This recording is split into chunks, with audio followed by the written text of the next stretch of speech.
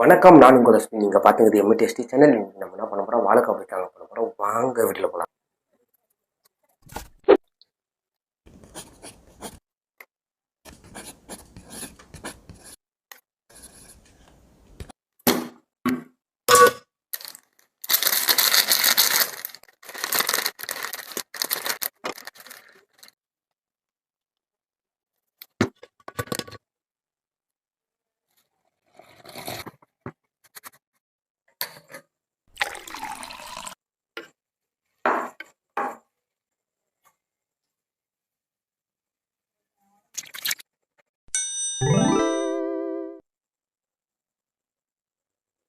வாழைக்காய் பஜ்ஜி செஞ்சாச்சுங்க, வாங்க சாப்பிட்டு பாருங்க.